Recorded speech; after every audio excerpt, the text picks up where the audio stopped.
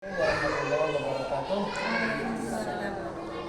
Alhamdulillahirabbil alamin. Wassalatu wassalamu ala rasulillah. Asyhadu an la ilaha illallah wa la syarika lah. Wa asyhadu anna Muhammadan abduhu wa rasuluhu wa la nabiyya ba'dah. Allahumma shalli wa sallim ala nabiyyina Muhammadin wa alihi wa sahbihi wa sallim. Amma ba'd. Alhamdulillah kita bisa melanjutkan kajian ta'lim kita setelah cukup lama ya terhenti. 3 bulan mungkin ya lebih loh. Satu acara sahur Sebelum sahur kan? acara sahur yang terus Hujan terus. Jadi ya 3 bulan lah ya kurang lebih. Malah ya. Kurang lebih 3 bulan. Dan ini memulai lagi kajian kita. Yang penting niatnya masih ada, istiqomahnya masih ada, walaupun sempat terhalang oleh cuaca atau gangguan alam ya. Karena di Kabupaten Permai itu ada kaidah hujan libur ya. Ada kaidah ini. Enggak di sini enggak di mana, termasuk di Kausar hujan libur. Jadi kaidah besarnya itu. hujan padat tidak libur. Kalau di Tasik iya kayak gitu. Di Tasik hujan dordar itu saya tetap dihubungi, Pak Ustadz kada hilap. Tahu hujan gini kada hilap. Tasik ya, beda-beda. Jadi kaidah-kaidah taklimnya mungkin beda-beda. Baik, hadis yang akan kita baca hari ini tuh hadis ke-61. Hadis 61 tentang nawaqidul wudu, pembatal wudu. Kalau di buku ini mah nomor 1 bab nawaqidul wudu itu Nomor nomor 1. 1. Khusus nomornya. Kalau penomoran ini dia sampai akhir Di ini ya digabung. Kalau di kitab yang itu per bab nomornya satu hadis gitu. nomor 1 garis huruf 1. Betul. Jadi beda penomoran. Kalau di situ hadis nomor 1 bab nawaqidul wudu, di sini nomor 61. Sebelumnya perlu diterangkan dulu ya. Pembatal wudu itu yang ada di dalam dalil, yang ditulis oleh dalil ya, yang sangat jelas merupakan pembatal wudu dengan dalilnya itu ada 4. 1, 2, 3, 4, 5, ada 5. Jadi pembatal wudu yang berdasarkan dalil itu ada 5. Yang lain-lain itu dari qiyas atau dari ijtihad ulama yang membandingkannya dengan dalil. Tapi yang disepakati, yang ada dalilnya secara jelas, pembatal wudu itu ada 5. Jadi kita belajar ilmu basic lagi nggak apa-apa, supaya lebih menguatkan juga, supaya lebih memantapkan. Nomor 1 itu al-ghaid. Al-ghaid kotoran manusia ya.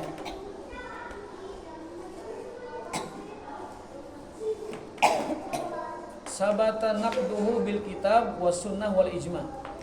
Itu dinyatakan pembatalnya itu berdasarkan Al-Qur'an, al-hadis dan ijma. Al-Quran, hadis dan ijma. Jadi tidak ada pendapat lain, semuanya itu sepakat. Yang kedua, al-baul, air kencing. Pembatalannya berdasarkan hadis, ijma dan qiyas. Itu juga tidak ada perbedaan pendapat.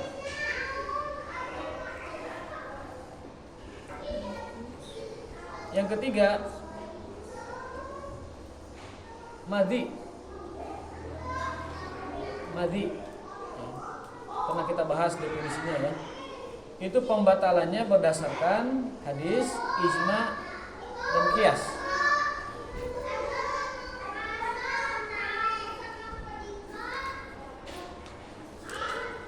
Yang keempat,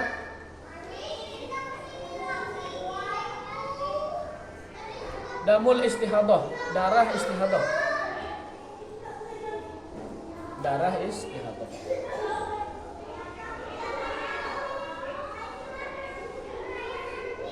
Itu berdasarkan hadis.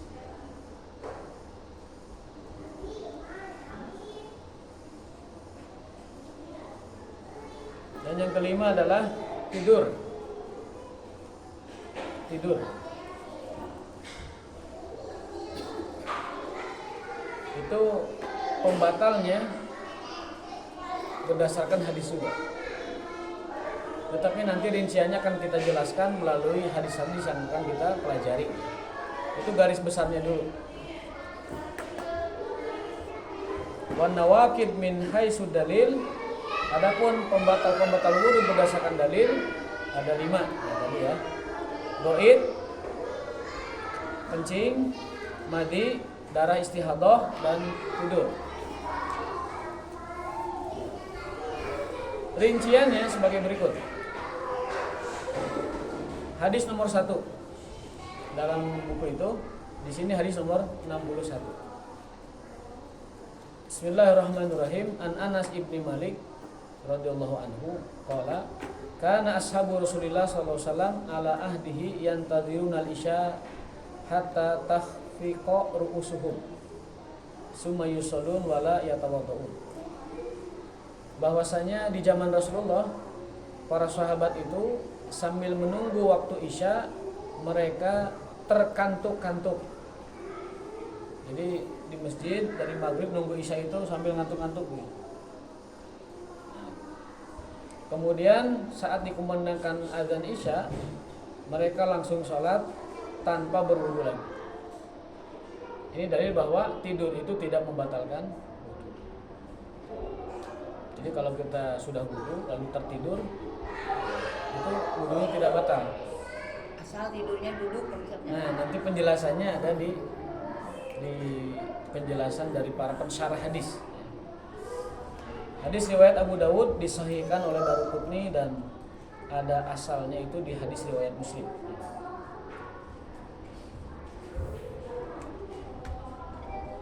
Poin-poin dari hadis di atas yang bisa kita ambil pelajaran, yang pertama adalah an-naumul yasir minal jalis la yanqudul wudu. Tidur yang tidak membatalkan itu tidur ringan. Tidur yang tidak membatalkan itu tidur ringan. Berarti kebalikannya, tidur yang membatalkan itu tidur yang berat. Jadi tidur yang kebluk mungkin lebih dari 10 menit ya, itu batal wudunya. Kalau tidur ringan saja, ngalenyap, ngalembut atau sambil di belakang tembok begini, itu tidak batal. Yang paling lumrah itu ibu-ibu kalau lagi nunggu taraweh, lagi kultum itu kan perut kenyang ya, isya, sholat sunnah, kultum itu nyender tidur itu pasti itu. Saya lihat ibu-ibu banyak yang begitu di sini. 10 menit kurang lebih itu. Kemudian langsung taraweh. Boleh nggak itu? Boleh, karena tidurnya tidur di jadi boleh. Jadi ayat dalilnya punya ayat tidur ada dalilnya. Poin kedua, an-naumul kasir naqidul wudu. Adapun tidur yang banyak, tidur yang lelap ya, yang nyenyak, naqidul wudu, membatalkan wudu. Berdasarkan hadis di atas.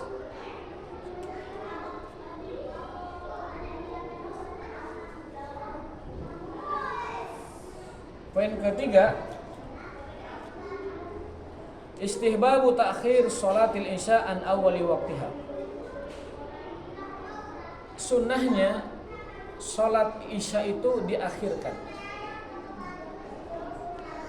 Jadi waktu sholat isya itu sebenarnya afdolnya itu jam 10 malam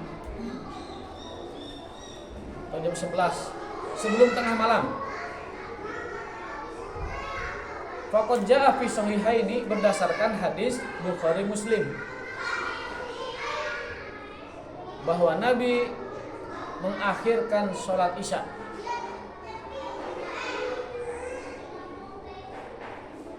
Lalu bersabda, inilah waktunya. ini waktu aslinya Isya tuh ini gitu. Ini waktu afdolnya. Laula an asyqa ala ummati, andaikan tidak memberatkan umatku. Jadi Nabi sering sholat Isya jam berapa? Jam 10, jam 11. Dan mengatakan sebenarnya waktu Isya itu ini, andai tidak memberatkan umatku. Ya, andai tidak memberatkan umatku. Tapi karena beliau khawatir umatnya berat sholat Isya jam 11, maka beliau memajukannya di jam 7. Nah, apa yang kita bisa ambil dari sini? Yang kita bisa ambil adalah andaikan kita sholat Isya jam 11, jam 10, tidak usah khawatir karena itu sebenarnya waktu aslinya. Jadi misalnya kalau Habis maghrib ketiduran, enggak apa-apa, justru itu waktu aslinya jam 11. atau lagi sakit nanti Atau lagi kan sakit, minum obat ketiduran, atau pulang dari Borma, atau pulang atau pulang dari apa itu alun-alun ya, dari Citiling pulang capek habis belanja maghrib tidur, nggak apa-apa, bangun jam 11 itu sebenarnya waktu Isya aslinya. kan kadang-kadang perasaan telat sholat gitu kan. Andai tidak memberatkan umat, jadi tidak usah ada perasaan aduh kok saya Isya jam 11 terus. Nah justru itu waktu sebenarnya. Sebenarnya Kata Nabi, innahu lawaqtiha, inilah sebenarnya waktu Isya itu. Andaikan tidak memberatkan umat. Laki-laki juga sama, tidak hanya ibu-ibu. Laki-laki sama.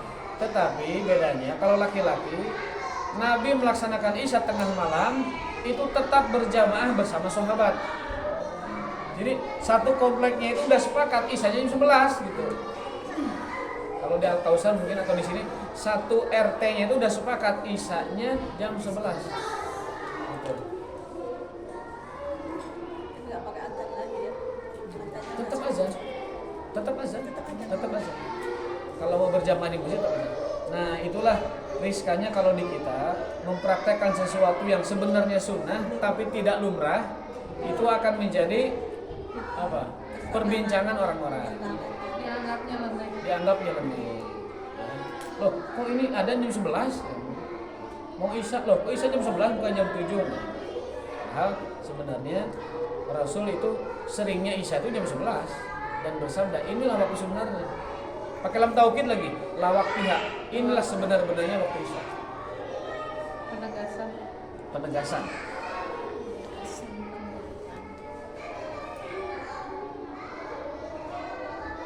Dan saya punya keyakinan, kenapa sahabat itu sampai terkantuk-kantuk nunggu Isya, karena Isyanya malam.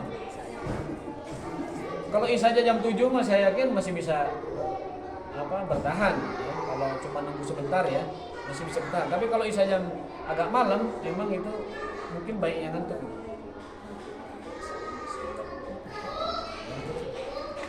Poin keempat.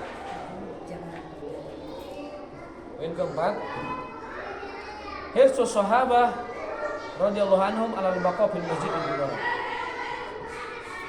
Anjuran untuk banyak-banyak berdiam diri di masjid menunggu sholat. Intidhar as-shalah. Ya. Intidharan li sholat. Jadi menunggu sholat itu, duduk-duduk di masjid nunggu sholat itu adalah anjuran yang sangat dianjurkan, yang sangat dicontohkan. Para sahabat mencontohkannya kepada kita melalui hadis ini bahwa mereka senantiasa menunggu waktu sholat Isya. Wa fadlu intidhariha faqad jaa fi sahihaini, dalam hadis Bukhari diterangkan keutamaan menunggu waktu sholat. Hadis Abu Hurairah bahwasanya Nabi SAW bersabda, la yazalu ahadukum fi sholah madamati sholah tahdisu. Seseorang itu dihitung sedang sholat apabila dia menunggu sholat. Jadi duduk menunggu sholat itu dihitung sholat. Kalau kita maghrib jam 6, Isya setengah 8, maka nunggu sholat dari maghrib sampai Isya 1,5 jam, itu kita dihitung sholat terus. Huwa fi shalah man tadara shalah.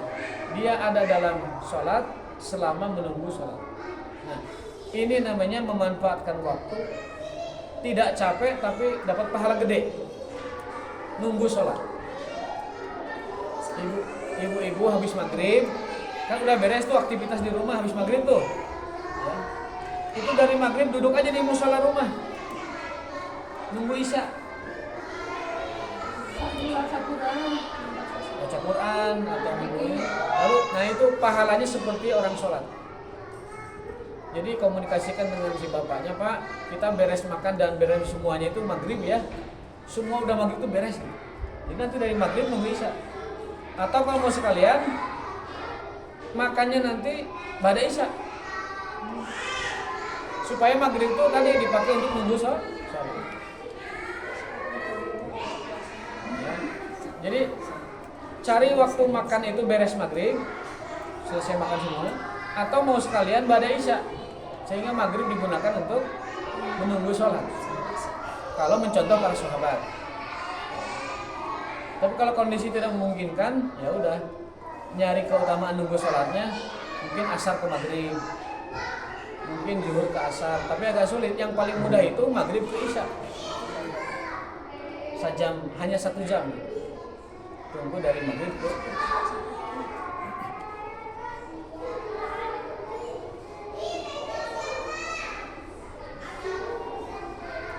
ini anak-anak sebenarnya udah pulang harusnya jam 10.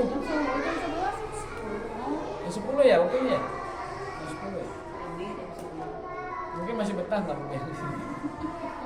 Ya, kan? Kalau di ini kan nanti si kecewaun. Poin kelima, jawazun nu'as war ruqud fil masjid. La siyama lintidhari shalah. Diperbolehkan tidur dan gogoleran bahasa orang ya, di masjid.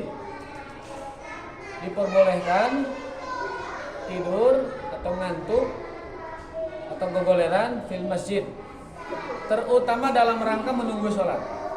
Jadi kalau ada orang gogoleran, duduk-duduk nunggu sholat itu di masjid, itu tidak apa-apa, tidak usah ditegur karena dibolehkan. Namun ada duduk yang makruh, Bu. Mohon maaf. Yang pertama duduk gini. Ini makruh ini. Tangan ke belakang. Tangan ke belakang karena menunjukkan kemalasan. Ini dilarang ini. Makruh, bukan dilarang haram ya, makruh. Yang kedua yang gini, ini juga makruh nih. Satu belakang gini. Sebetulnya duduknya makruh atau haram? Makruh. Makruh. Yang ketiga yang makruh duduk itu gini. Ini makruh duduk, ini makruh ini. Ya. Satu juga sama. Kenapa? Karena duduk seperti itu, duduk orang malas. Ceramah gini boleh Ustaz? Nah, kecuali saat khutbah Jumat, ada hadisnya. Para sahabat itu disebutkan dalam riwayat ketika ada khutbah Jumat, mereka ada yang duduk gini dan tidak dilarang. Sambil menginikan suaranya. Jadi dikecualikan saat Jumat, maka duduk seperti itu di masjid tidak dianjurkan atau hukumnya 1, 2, dengan 3 gitu. Duduk ini namanya duduk ihtiba, duduk dengan apa namanya merapatkan lutut ke dada, itu dilarang, hukumnya makruh. Ada pengecualian saat khutbah Jumat. Karena mungkin saat khutbah itu kan lama ya, capek, cangkel, boleh dipaksa.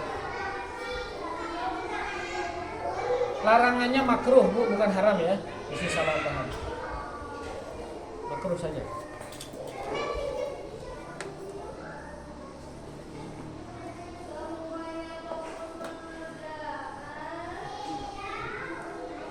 Itu hadis ke-61.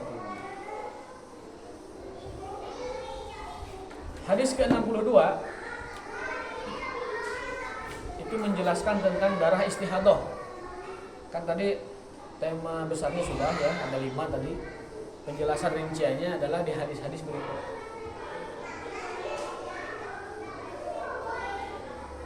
Hadis 62 ini tentang istihadah. Istihadah itu adalah cairan atau darah yang keluar dari wanita di luar jadwal haid. Jadi patokan haid itu ada yang penanggalan, ada yang dari sifat darah itu sendiri, ada yang dari siklus. Dari semua indikator untuk mengetahui haid, yang paling sesuai dengan hadisnya itu adalah siklus. Karena pengetahuan haid itu paling rumit memang. Kata para ulama, babul haid as'abu babin fil fikhi. Bab haid itu adalah bab paling sulit dalam fikih. Karena banyak sekali itunya banyak sekali hal-hal yang rumit di dalam bab haid. Karena bab ini rumit dan banyak penjelasannya, maka yang paling mudah itu merujuk ke hadis Nabi, diketahui oleh siklusnya. Sehingga kesimpulannya, sesuatu yang keluar di luar siklus haid berarti hukumnya istihadah. Hukumnya istihadah. Istihadah itu membatalkan wudu tetapi tidak menghentikan sholat. Ya. Membatalkan wudu tapi tidak menghalangi sholat. Artinya kalau seseorang mengalami istihadah, segera bersihkan tempatnya, ambil wudu dan lakukan sholat. Banyak di antara muslimah yang tidak memahami dan mereka berhenti melakukan sholat padahal sedang istihadah. Terutama anak-anak muda yang kurang paham dalam belajar fikih. Mereka tidak sholat dengan alasan istihadah, padahal istihadah itu masih wajib sholat karena berbeda dengan haid. Saya bacakan hadisnya.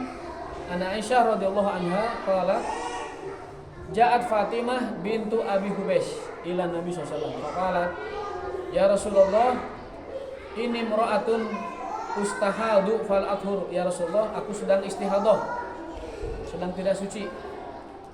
Afada ussalah, apakah aku harus meninggalkan salat? Qala la, jangan. Innama dzalika irqun wa laysa bihaidin. Istihadah itu hanyalah seperti keringat. Hukumnya seperti keringat dan bukan darah. Jadi cairan biasa, bukan darah. Fa idza aqbalat haidatuki, nanti kalau haid fada'i shalah, baru tinggalkan salat. Wa idza adbarat fagsili anki dam summa sholli. Kalau telah selesai haidnya, bersih-bersih, kemudian mandi, lalu salat. Hadis riwayat Bukhari Muslim. Walil Bukhari summa tawaddu'i likulli shalah. Nah, istihadah itu cara bersucinya sederhana. Wudu tiap kali mau salat. Ya. Tawaddu'i likulli shalah. Wudu untuk setiap kali mau. Hadis riwayat Muslim, dan di sebagian periwayatan itu tanpa menyantumkan kalimat itu. Jadi kesimpulannya dari hadis nomor 62 itu bahwa istihadah itu adalah sesuatu yang keluar di luar siklus haid wanita. Hukumnya masih wajib sholat. Cara berwudunya cukup bersihkan tempatnya, kemudian ambil wudu dan sholat. Itu saja. Tidak diperlakukan seperti haid karena dia berbeda dengan haid. Apa poin-poin dari hadis nomor 62 itu? Yang pertama,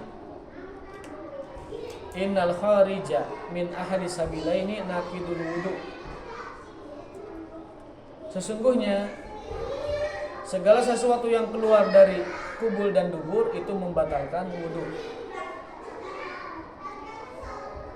termasuk darah. Berdasarkan ijma, dari seluruh ulama. Poin nomor 2. Adapun darah istihadah, maka dia bukan darah haid. Walaupun keluar dari tempat yang sama, tetapi dia kategorinya bukan darah. Kategorinya bukan darah seperti haid. Wa innama huwa damun lahu asbabuhu wa khasaisuhu wa ahkamuhu fa sababuhu infitahi irqil adil wa huwa maradun yastaqil bahsu an sababihi. Karena darah istihadah itu berbeda sumbernya dengan darah haid, berbeda sebabnya dengan sebab darah haid, berbeda kondisinya dengan kondisi haid. Kalau darah haid itu adalah karena sebab tertentu, di mana sel telur wanita yang tidak dibuahi itu luluh menjadi darah haid. Adapun istihadah itu karena sakit tertentu, ada sesuatu dari penyakit yang menyebabkan keluar istihadah. Sababuhu maradun, marad itu penyakit yang membutuhkan pembahasan lebih rinci dari kalangan medis ya.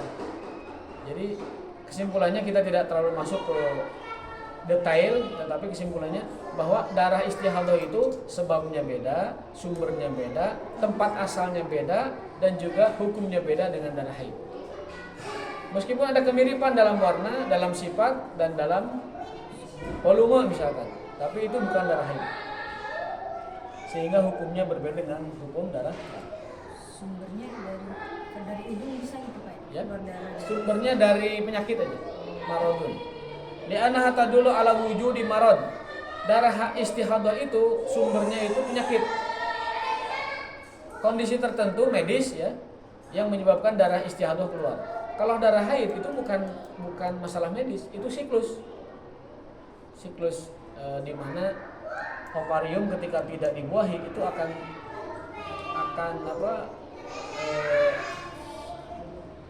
rontok ya, bukan luluh, cair ya, menjadi darah haid.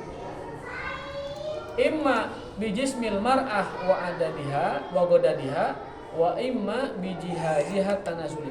Baik karena ada masalah di alat reproduksi ataupun ada masalah kesehatan di tubuh perempuan. Itu asal dan sumber darah istihadah. Berbeda dengan darah haid.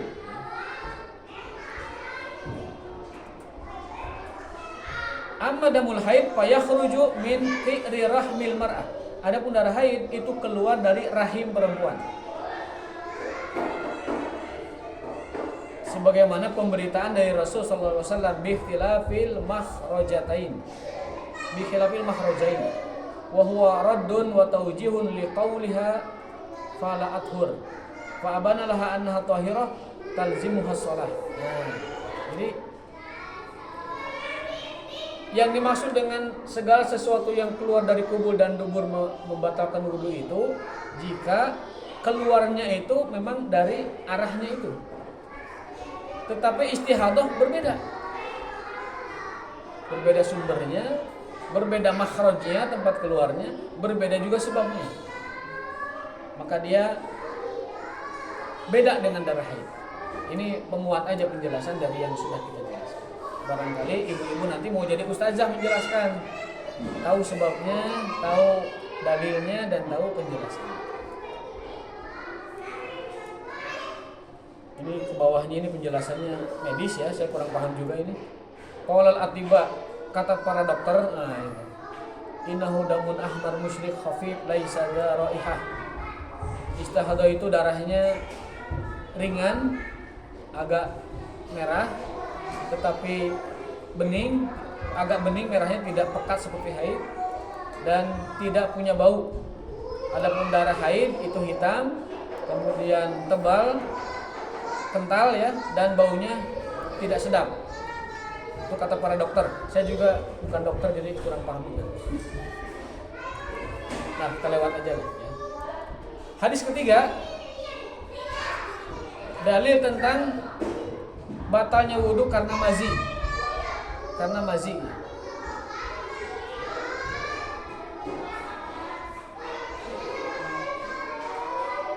Wa an Ali bin Abi Thalib, dari Ali bin Abi Thalib radhiyallahu anhu, beliau berkata, kuntu rajulan madza'an. Kata Ali, aku ini lelaki yang sering keluar mazi. Jadi Ali itu pemuda yang libidonya tinggi, sehat berarti. Kalau anak muda sehat itu cirinya libidonya tinggi. Tapi beliau malu bertanya ke Nabi. Kenapa? Karena Ali itu menantunya. Beliau punya istri Fatimah, putri Rasulullah. Kalau Ali sampai bertanya ke mertuanya, Pak, saya ini sering keluar mazi, malu sama istrinya. Jadi lima kanati Fatimah min Rasulillah. Dan penjelasan hadis juga begitu. Jadi Ali itu pemuda yang sering keluar mazi, tapi malu bertanya kepada Rasulullah karena istri beliau putri Rasulullah. Fa'amartul Miqdad an yas'alan Nabi. Maka aku minta si Miqdad untuk bertanya ke Rasulullah. Jadi apa istilahnya? Nitip tanya. Bahasa orang mah, Dad, pang naroskeun ka Rasulullah, saya mah isim soalnya putri beliau sama saya gitu. Fasa'alahu, lalu Miqdad bertanya kepada Rasulullah, faqala fihil wudu, kata Nabi, mazi itu membatalkan. Jadi harus wudu.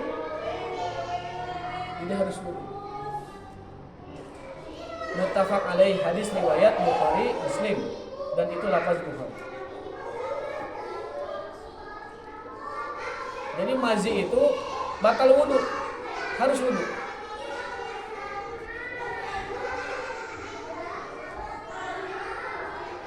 Yang tidak najis itu sudah kita jelaskan, yaitu mani dan wadi, mani dan wadi itu tidak najis.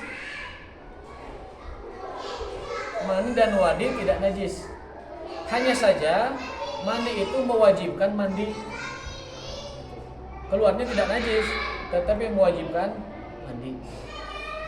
Kalau mandi wajib wudu, kalau mani wajib mandi. Itu bedanya. Kalau wadi seperti mandi. Jadi tidak najis dan juga tidak wajib mandi, cukup wudu saja.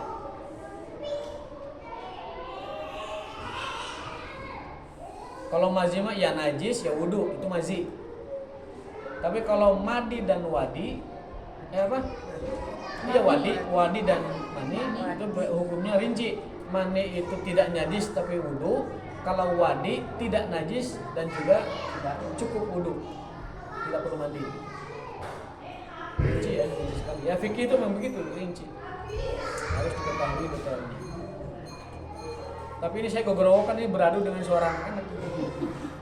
Kelihatan rangkeng ini tuh. Beradu dengan suara anak. Baik Bu, ada pertanyaan mungkin sebelum kita tulis poin-poin dari hadis nomor akhir itu. Ustaz, kalau gosok gigi batalkan wudu. Gosok gigi enggak? Kita udah maghrib nih, itu gosok gigi, masih ada wudu itu bisa boleh? Enggak, sama sekali enggak. Tidak membatalkan. Gosok gigi tidak membatalkan. Makan juga tidak. Makan juga tidak. Kecuali nanti ada yang diperdebatkan. Makan daging yang dibakar. Itu membatalkan. Sate nggak boleh. Karena ada hadis Rasul menyuruh kami berwudu setelah kami makan kambing bakar. Gitu. Lalu ada lagi yang diperdebatkan itu makan daging onta. Dalam hadis kami disuruh wudu oleh Rasul an luhumil ibil, dari makan daging onta. Jadi kalau kambing, sapi, ayam, selama tidak dibakar, tidak batal wudu. Kalau dibakar, batal wudu. Tapi kalau onta, mau dibakar mau tidak dibakar, batal wudu. Tapi itu diperdebatkan. Kenapa? Karena Nabi melakukan itu ada alasan. Seperti daging onta, kenapa batal wudu? Ada kejadiannya. Saat sahabat ngeriung makan, ada yang kentut. Kentutnya kedengar. Masing-masing orang saling menyalahkan, kamu yang kentut ya, kamu yang kentut. Nunjuk, Wudu semua. Kemudian ada orang yang tersangka berat di situ. Nah, jangan si iya hidup iya. Nabi melihat orang itu terpojokan dan Nabi ingin membelanya supaya tidak ada yang terpojokan. Beliau bersabda, barang siapa yang tadi makan daging berwudu, semuanya wudu. Nah, para ulama menyikapi hadis itu, apakah perintah wudu itu adalah cara Rasul menenangkan sahabat yang saling tuduh, sehingga bukan substansinya, bukan intinya tentang daging kok enggak, bukan. Ada ulama yang tekstual, memang daging onta itu membatalkan wudu. Ya, jadi hadisnya tuh ada sebabnya gitu. Barang siapa yang tadi makan daging onta berwudu. Apakah maksud Nabi itu untuk menjaga sahabat supaya tidak malu tadi yang ditunjuk itu? Ataukah memang benar-benar daging onta itu membatalkan? Gitu. Jadi ada sebabnya.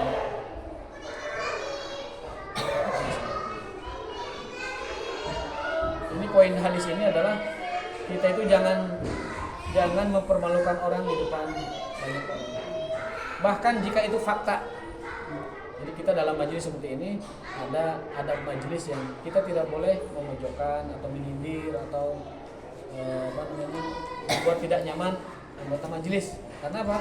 Karena tadi Rasul saja tidak mau ada sahabatnya dituduh kentut.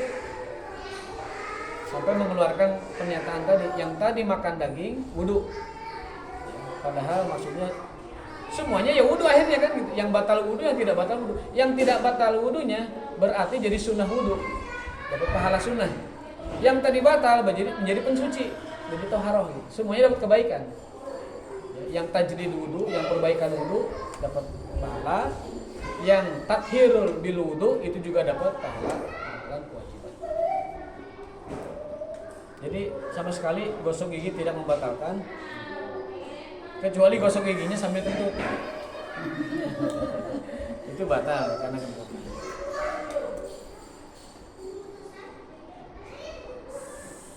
Hadis terakhir tadi ada beberapa poin. Yang pertama adalah madhi mewajibkan wudu. Al-madhi yujibul wudu. Madhi mewajibkan wudu, wala yujibul ghusla, tapi tidak mewajibkan mandi junub. Berdasarkan ijma seluruh ulama. Innal madhiya yujibul wudu wala yujibul ghusla wa huwa ijma. Bahwa keluarnya mazi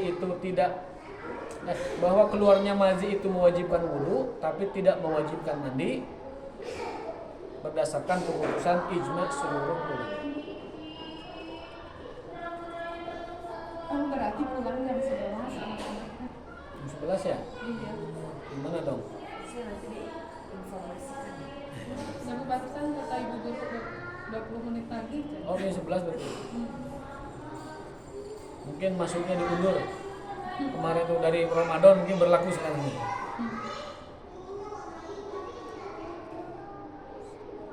Poin nomor 2, qabulu khabaril wahid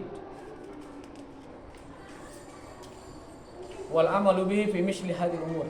Nah, nomor 2 itu pelajarannya adalah bahwa berita yang dibawa oleh seorang saja, jika orangnya itu dipercaya, maka itu menjadi dalil. Ya, khabarul wahid, pemberitahuan dari seseorang yang seseorangnya itu dipercaya, itu menjadi dalil atau diterima, dapat diterima sebagai sebuah dalil. Banyak contohnya masalah ini tuh. Contoh yang paling nyata itu tentang pergeseran kiblat. Ya. Jadi Nabi kan bertahun-tahun, itu diabadikan dalam surat Al-Baqarah ya juz 2 itu. Nabi bertahun-tahun merasa berat hati ketika sholatnya menghadap ke Baitul Maqdis, ke Palestina. Jadi Ka'bah di sini, Palestina ke sini. Berat bagi Nabi itu. Mana mungkin dia orang Mekah, para sahabat orang Mekah, dan kemudian itu pusat ibadahnya agama Nabi Ibrahim semuanya. Tapi Ka'bah kiblat disuruh ke Baitul Maqdis yang menghadap selatan, sementara dari Madinah ke Mekah itu menghadap utara. Bagi Nabi itu berat. Yang kedua, diledekin orang Yahudi terus tiap hari. Hei Muhammad, kamu tuh yang jelas agama tuh. Kalau mau kiblatnya ke Palestina, ke Yerusalem, masuk aja agama kami. Kok kamu pakai kiblat kami? Nah gitu. Yang jelas kamu tuh gitu. Tiap hari oleh Yahudi digituin. Diledek.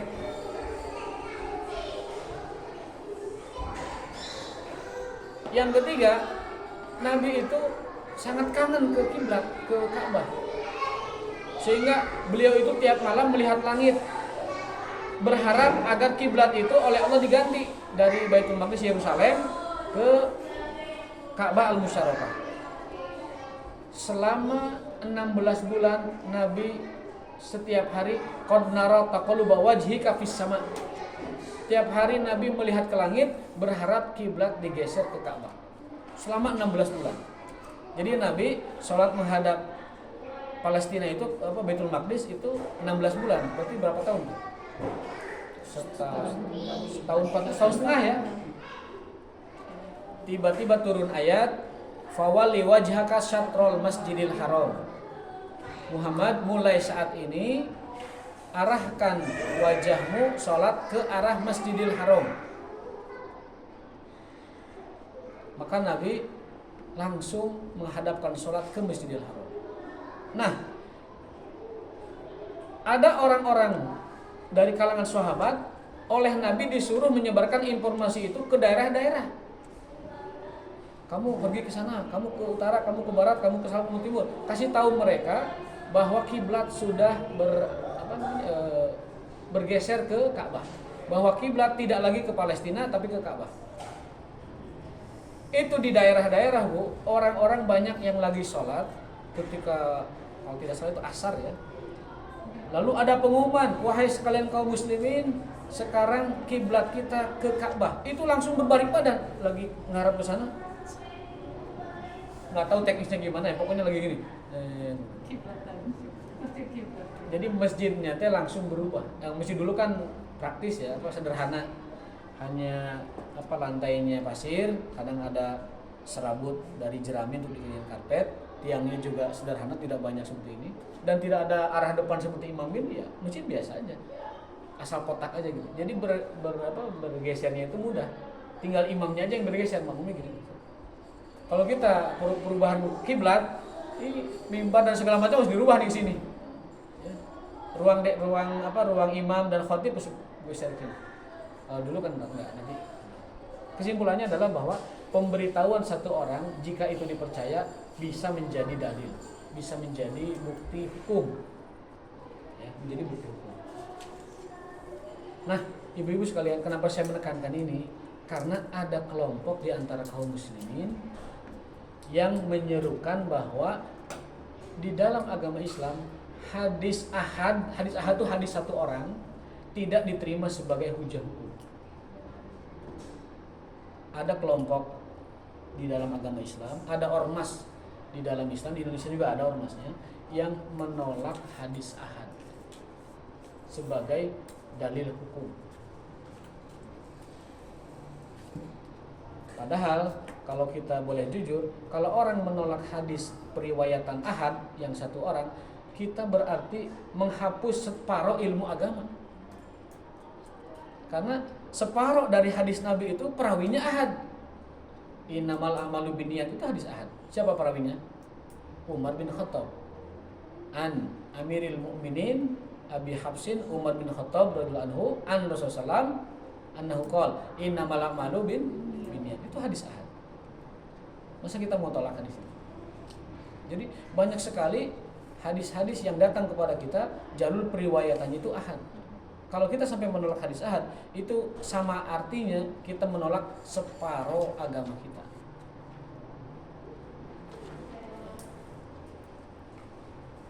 Untung saja ormas tersebut sudah dibubarkan.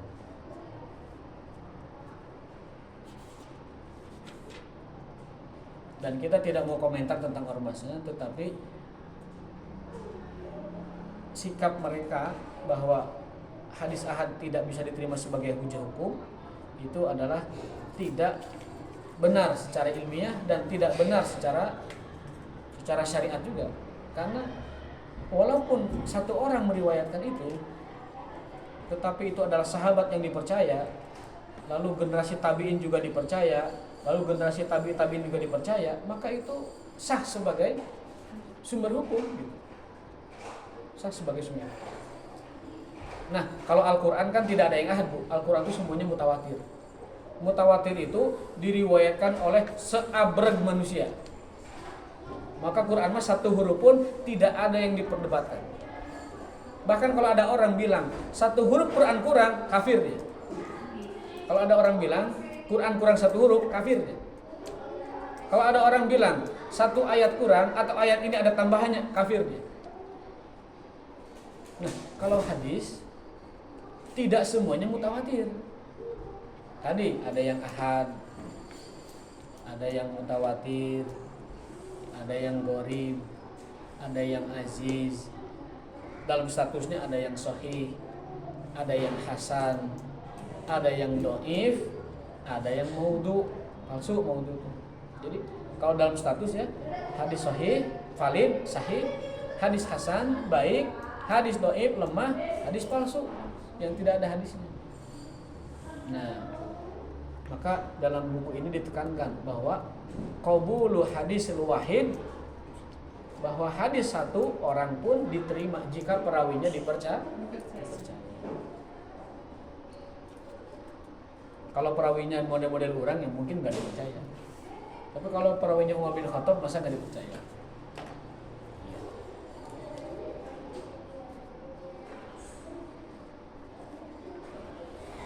Nah, poin ketiga apa ya? Jaa fi ahadi alfadhi Muslim li hadil hadis igsil dzakaraka wa tawadda warada fi ba'dil alfadhi aidan wagsil al-unsayain. Nah, bagi laki-laki yang keluar mazi itu air yang keluar akibat percumbuan.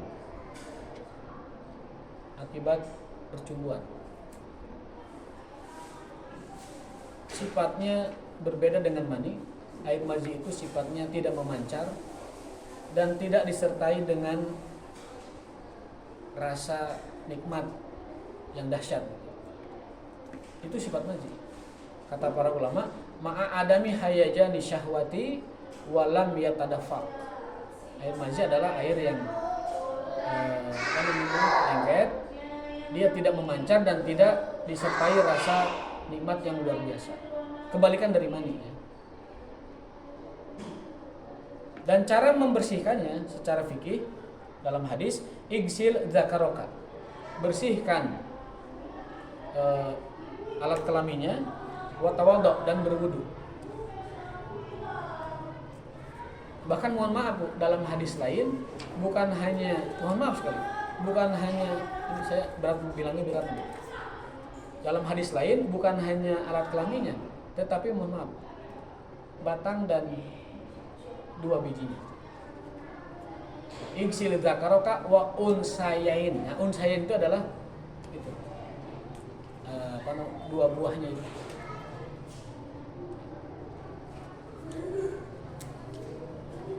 Faqad dalat hatani riwayatani ala wujubi ghusli dzakari wal unsayain. Nah, hadis itu memberi informasi kepada kita bahwa membersihkan mazi bukan hanya di batang kelamin, tetapi juga di dua itunya, buahnya itu, buah zakarnya. Wal wudu ba'da dzalik, lalu wudu setelah itu. Jadi agak berat juga ya kalau mazi tidak cukup hanya ujungnya, ternyata harus satu paket gitu. Harus satu paket dengan buahnya gitu. Nah, yang saya belum dapat informasinya itu apakah perempuan juga keluar mazi atau tidak? Karena hadis ini kan tentang Ali bin Abi Thalib, laki-laki kan. Nah, saya tidak tahu. Kalau mani perempuan sama. Kalau mazi saya belum dapat informasinya.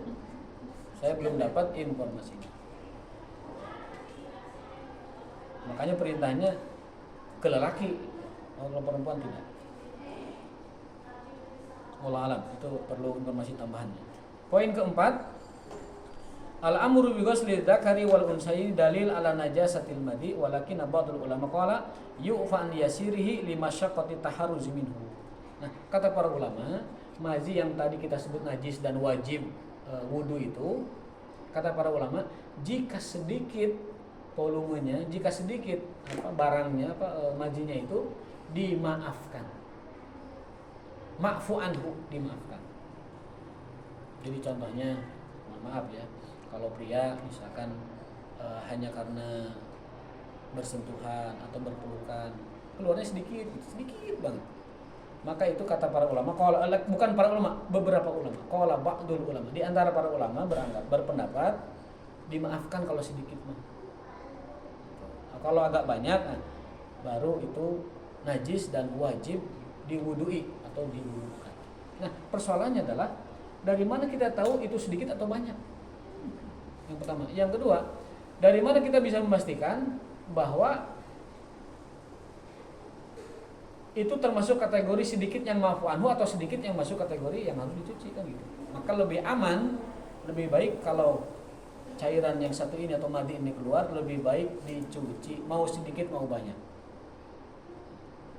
Tapi ibu-ibu juga sungkan ngejelasin ini ke anak-anak laki-laki kan, ke incu-incu laki-laki. Maka mereka ya harus belajar agama, atau minimal mereka disekolahkan di sekolah agama. Kalau pagi umum sekolahnya di sore agama. Anak-anak incu-incu yang laki-laki atau suami-suami yang masih muda itu harus tahu. Barangkali mohon maaf ketika bercengkrama atau lagi heureuy dengan istri tidak sampai berhubungan tetapi sudah keluar mazi. Kadang banyak yang tidak ngapa-ngapain gitu, langsung sholat aja. Padahal di bajunya ada mazi yang najis. Yang kata Nabi adalah tawadhu, berwudulah kamu setelah membersihkan alatmu itu. Ya, banyak yang tidak tahu. Tahunya hanya mani saja. Padahal ada mazi, ada wadi dan sebagainya. So, kita selesai, mereka selesai. Berarti jam 11. Jam 11 kalau mau. Pulang jam 11. Kalau siang. Kita jam 11.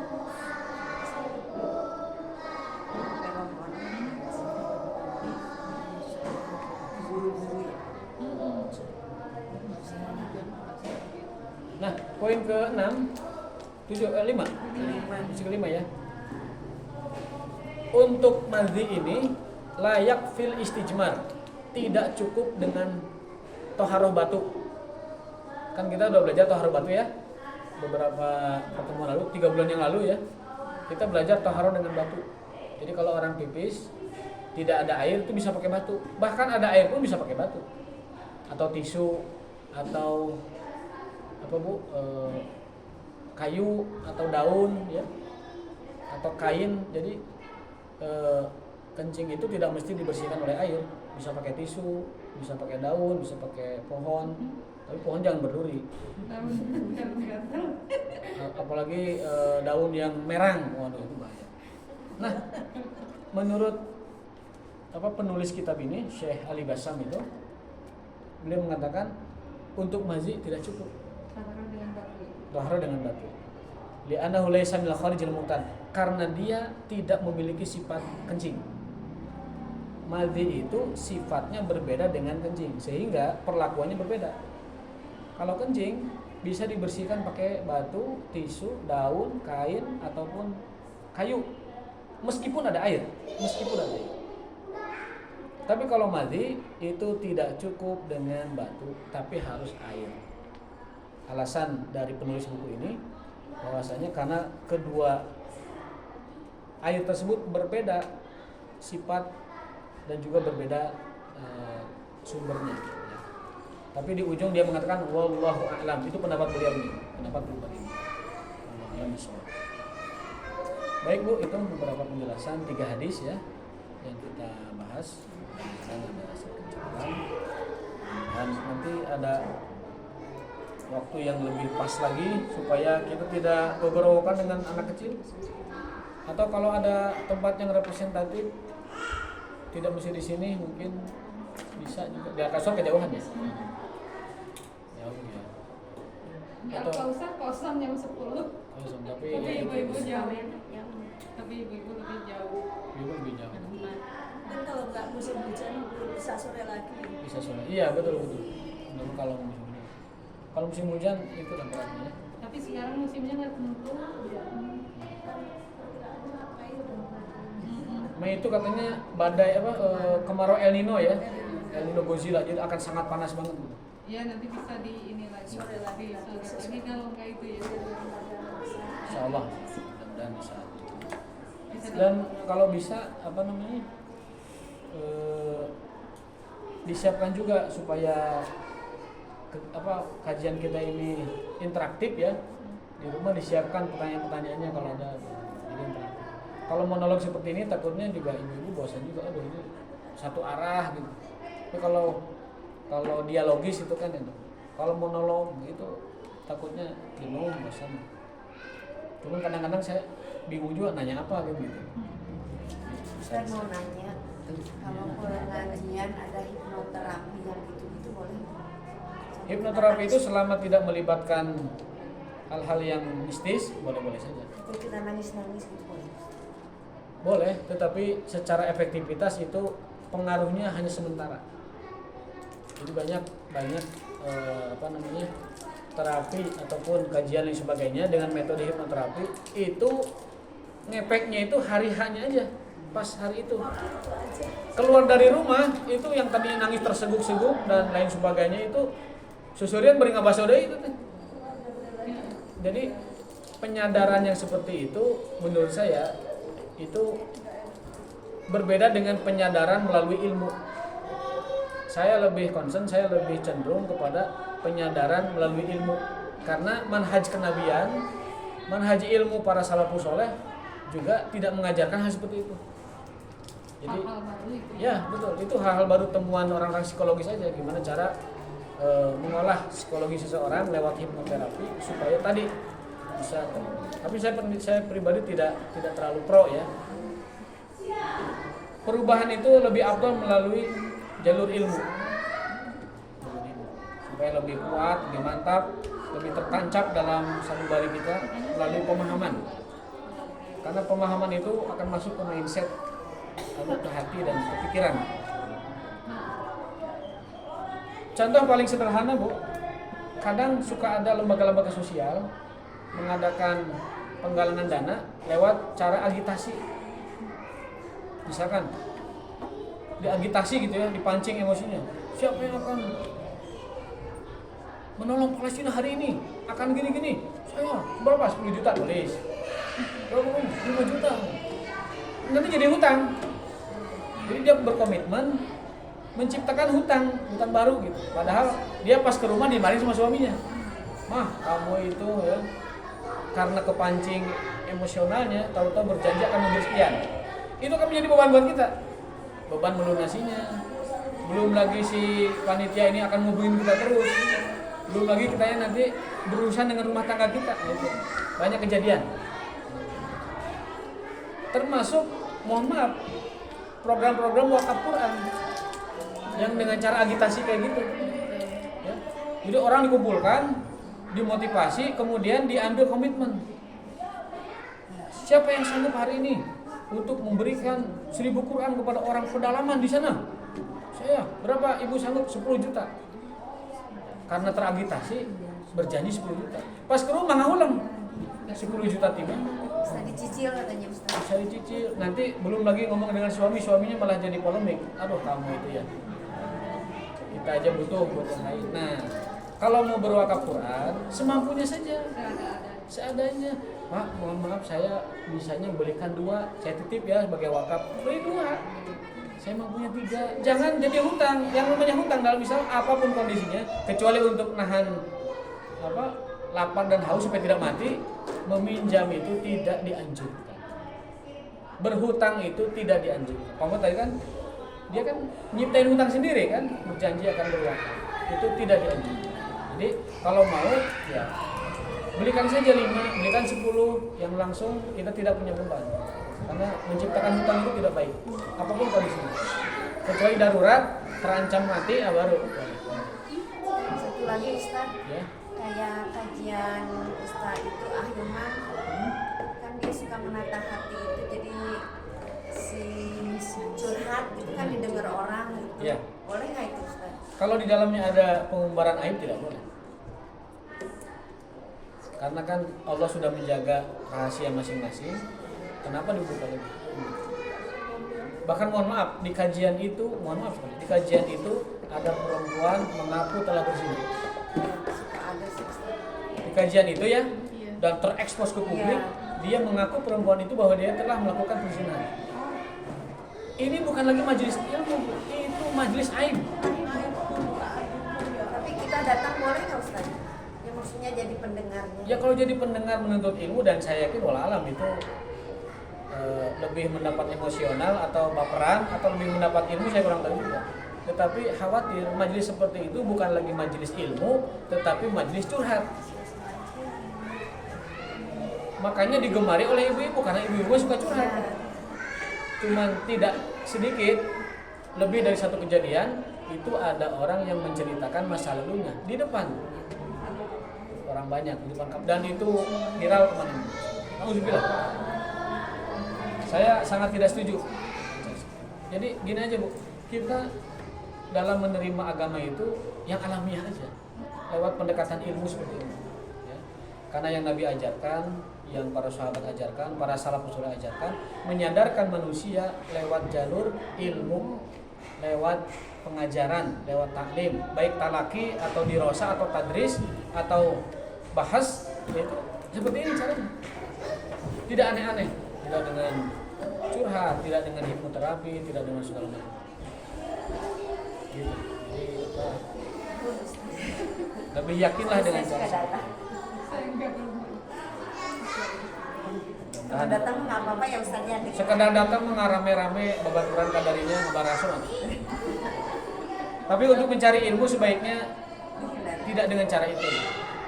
Satu lagi untuk Syawal, Nabi sendiri melaksanakannya kapan? Nabi itu ada sebuah riwayat,